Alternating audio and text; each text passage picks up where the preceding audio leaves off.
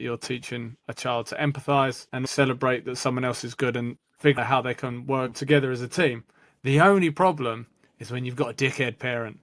And that dickhead parent, I'm glad you said it. you're saying to little Johnny, listen, Johnny, you've banged in a hat trick. You're much better than all the other kids here, but what you need to become is a team player. So I want you to do this. And then Johnny's dickhead dad says, forget what Matt says. Get on the ball and absolutely pulverize those kids. I don't care what happens to them.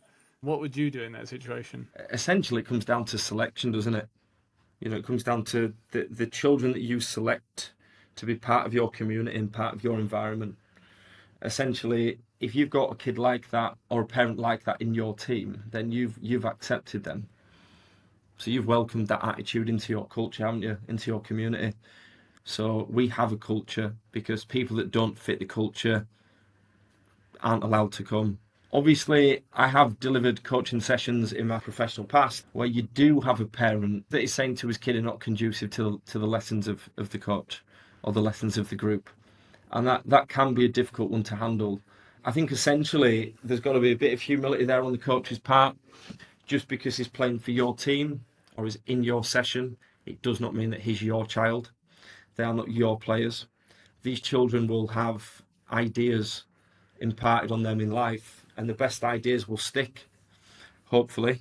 So if the father's got his ideas and you've got your ideas, and the kid's stuck in the middle in conflict, I really don't think it's within our authority to be ramming it down a kid's throat and to have him to be making choices between what his dad says and what the coach says.